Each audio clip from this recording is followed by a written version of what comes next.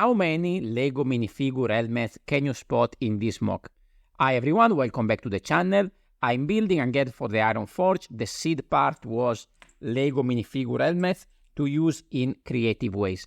You might remember I already showed you on the channel the samurai build that I built last week. I have two more builds that I will show you briefly at the end of this video, but only for this particular one, I'm going to give you a little bit of breakdown of all the different techniques. So here we are in a sort of enchanted forest, which is the category of Brixcalibur contest, which I submit this mock as well. Starting by this feature, this water feature over here, which is some sort of swamp, a very simple sideways laying of bricks over here, is actually held in place by some wedge plates underneath here, and of course on the side by this black frame. If you remember, already last year I built some sort of swamp vignette that I highly recommend you to check out. It was pretty nice and it was built for the summer joust. As you can see over here on both sides, I tried to create a sort of outgrown area to break down a little bit the black, the boring of the black frame. So this is all overgrown outside here, and you can spot already here, I already have some helmets. So my idea was to use these black helmets to create a sort of stone kind of path that lead to all this little hideout. So to do that, of course, I had to lower them down. That's why I have a higher frame and this sideways build. Inside here, there's not really a specific technique, but I try to use many different kind of plants and leaves to achieve this effect of a very dense vegetation. Some of those are connected, some of those are just sitting there filling the gaps, and later I'm going to give you some example. Now, of course, I need to connect this path to the other side of the swamp, so I have this simple bridge sort of thing that I'm going to put over there, and then I'm going to use, as I said before, some of these plants to just fill up the gaps and hide a little bit all the gaps and the odd color of the build. So you can see already we kind of hide the bridge. This video maybe is not going to be perfect like in the photo shoot that I took, but I'm going to show you what I did as well over here. So you can see here we have a lot of gaps in this corner that we need to fill up. So I'm going to use different kind of plants to go and try to close the gap and make this look a little bit more a roundish sort of edge of this swamp. You can just drop them there to fill up the gap, and that will be good enough. Okay? Now, I'm going to add a couple of characters, of course, to this build. One is the Forest Elder, which is a very simple minifigure with this sort of wooden torso and a nice cape. Very simple build with a stick waiting at the entrance there, and then we have some sort of knight that is going to meet him, and we're going to connect on the other side, so they are sort of looking at each other. I thought also I can add a little crocodile. I'm just using the top part of the head so that it's looking like it's actually a little bit coming off of the swamp. Over here I have a little bit of an awkward gap, so I decided to use this headgear that is actually from a Jawa to have some sort of, I don't know, could be a chop out tree or something like that. And I think it worked kind of well. And I use this in another mock that I will show you later.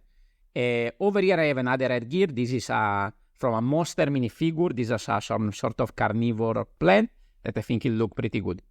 Now let's start to talk about the back side. So you can see here already I use a nice interesting curve brick to give a nice angle over there, and then I fill up the gap as much as possible.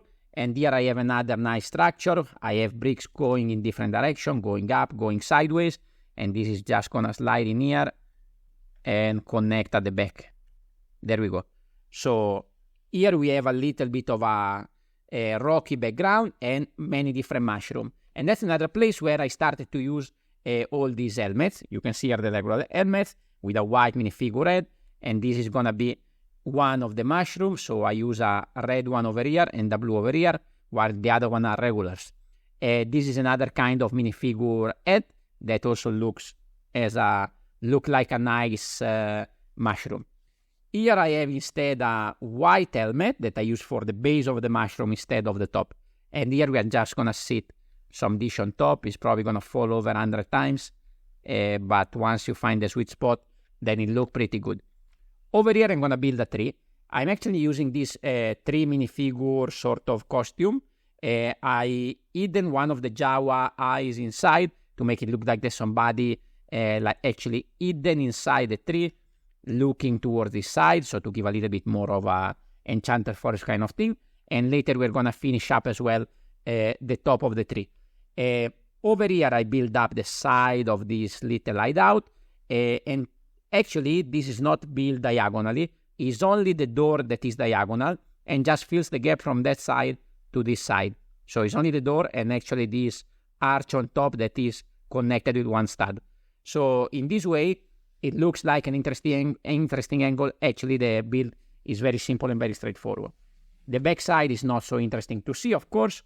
And you can see over here, I wanted to create a sort of very bushy kind of effect on top. And here we have a place where the minifigure, the elder keeps all these bags and buckets and container.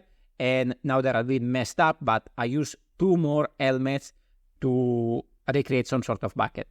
Now, most of these are connected, but what you can do also to fill up the gap is just simply build one of these with one of these leaves, and then you can just stuck it inside there to close the gap. Let's see if we can find a sweet spot. Something like this, and then you can use some more to go and fill up more of the gaps to make it look like nice and full of stuff. Okay, we can leave that one there because you get an idea of what I wanted to do. In a moment, I will show you also the final picture of this build. Now, the final touch was the tree. I had another one of these costume tree kind of thing. It's actually quite difficult to connect this with the bottom one. And if you actually connect it, there is a anti-stud at the inside here. There is an awkward gap in between the trees. So I decided just to sit it over there like so with no proper connection. So of course it might go out of balance, but I think it's better like this instead of having an awkward gap right in the middle of the tree. So let me know what you think in the comments down below about this build and if in the initial pictures you spotted most of the helmet. Now, let me give you a quick look about the other 2 entries that I did with the helmet. So this one was a sort of day at the park where I hidden 12 minifigure helmets, some of these quite cute. You can go to check my Instagram channel to see more close-up details, or you can check my Flickr as well. And also I had a very quick small one final entry with a little bit of underwater diver kind of thing. And over there I used the helmet 3 times, one for the sun, one for the boy, and one for the motor of the boat. Just to get a little bit of extra point. That was actually helpful because I managed to enter in the top 20 of the Ironforge. So this week I have a new challenge, and these are the cups, the goblet that I need to use to create some new mocks in the coming week. I will keep you updated on my social and here, hopefully here on YouTube as well, on what I'm going to build next. Now, if you like this kind of video where you need to find a little bit of hidden stuff, I highly recommend you to check out this build that I made from Basic Excalibur last year and the Ironforge, where there are a lot of swords hidden in interesting places, and there are also 5 hidden minifigure play hide and seek in this build. So go and check out this very interesting video. Thank you very much for watching, and I will see you on the next one. Ciao, ciao.